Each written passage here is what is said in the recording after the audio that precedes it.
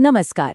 आज के इस खास एक्सप्लेनर में हम बात करने वाले हैं सीटीईटी परीक्षा के सबसे क्रूशल टॉपिक की, चाइल्ड डेवलपमेंट एंड पेडागोजी, यानी सीडीपी का बेस, एजुकेशनल इवैल्यूएशन।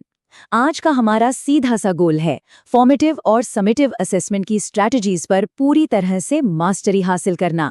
अगर सीटीईटी क्लियर करना है तो ये टॉपिक एकदम सॉलिड होना चाहिए। आज हम इसे इतने लॉजिकल तरीके से समझेंगे कि एग्जाम में कोई भी सवाल आ जाए, गलती की कोई गुंजाइश ही नहीं बचेगी।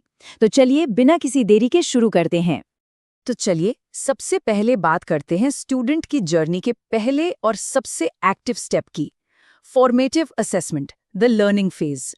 ओके, तो चलिए इसे थोड़ा डिटेल में समझते हैं। फॉर्मेटिव असेसमेंट, जिसे हम रचनात्मक मूल्यांकन भी कहते हैं, इसका कॉन्सेप्ट एकदम क्लियर है। ये वो असेसमेंट है जो लर्निंग प्रोसेस के दौरान चलता है, मतलब पढ़ाई चल रही है और साथ साथ असेसमेंट भी हो रहा है। इसका मेन मोटिव बच्चे की कमजोरियों को सही टाइम पर पकड़ना और उनमें सुधार करना है। ये कोई एंड पॉइंट नहीं है, बल्कि सीखने की पूरी प्रोसेस का एक बहुत ही एक्टिव और जरूरी हिस्सा है।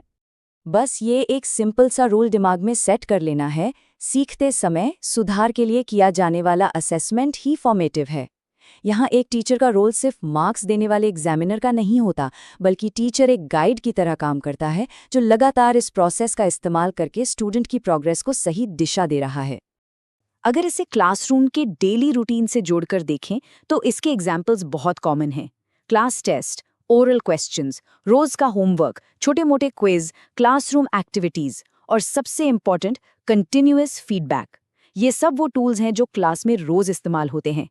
इनसे तुरंत पता चल जाता है कि बच्चा कहाँ अटक रहा है और उसे उसी वक्त कैसे सही ट्रैक पर लाया जा सकता है।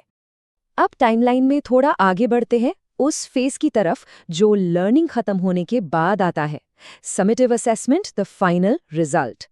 तो सबसे अहम पॉइंट यहाँ पर यह है कि समेटिव असेसमेंट या योगात्मक मूल्यांकन में फोकस पूरी तरह से शिफ्ट हो जाता है। ये तब होता है जब लर्निंग का प्रोसेस पूरी तरह से खत्म हो चुका है। अब इसका सिर्फ एक ही मकसद है, ये जानना कि स्टूडेंट की ओवरऑल अचीवमेंट क्या रही। यहाँ पर कंटिन्यूअस फीडबैक का दौर खत्म हो जाता है और उसकी जगह ले लेते हैं सीधे मार्क्स और ग्रेड्स। इस कॉन्सेप्ट को हमेशा के लिए लॉक करने का सीधा सा मंत्र है। सीखने के बाद रिजल्ट के लिए किया जाने वाला असेसमेंट समेटिव कहलाता है। ये लाइन एकदम श्योर कर देती है कि अब फोकस चल रहे प्रोसेस पर नहीं, बल्कि फाइनल आउटकम पर है।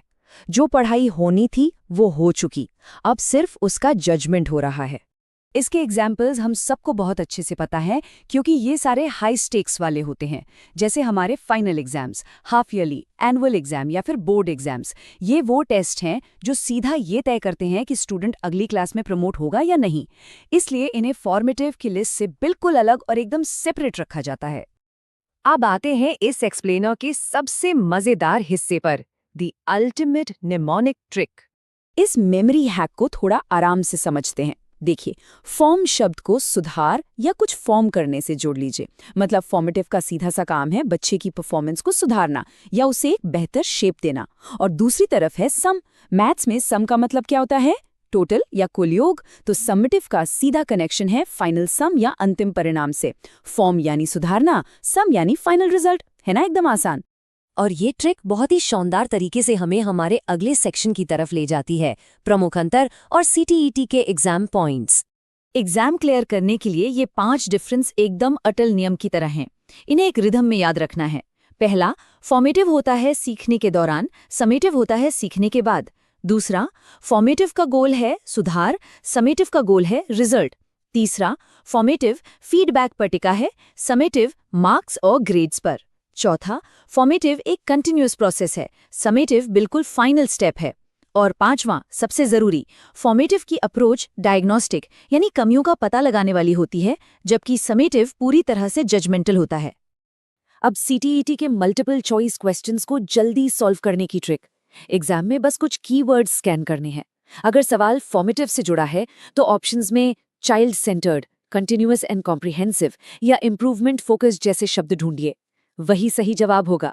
इसके बिल्कुल उलट अगर सवाल समेटिव का है तो एग्जाम ओरिएंटेड, सर्टिफिकेशन और रैंकिंग एंड ग्रेडिंग जैसे कीवर्ड्स आपको तुरंत सही ऑप्शन तक पहुंचा देंगे। तो इस पूरे एनालिसिस के बाद एक बहुत ही गहरी सोच के साथ आज का ये एक्सप्लेनर हम यहीं वाइंड अप करते हैं। जरा सोचिए, क्या एजुकेशन के फ्यूचर में समेटिव असेसमेंट को पूरी तरह से हटा देना चाहिए? क्या सिर्फ कंटिन्यूअस फॉर्मेटिव सुधार के दम पर बिना किसी फाइनल रैंकिंग के एक आइडियल एजुकेशन सिस्टम चल सकता है? इस सवाल पर जरूर विचार कीजिएगा, क्योंकि मॉडर्न एजुकेशन पेडागॉजी इसी दिशा में आगे बढ़ रही है। इस एनालिसिस का हिस्सा बनने के लिए बहुत बहुत धन्यवाद।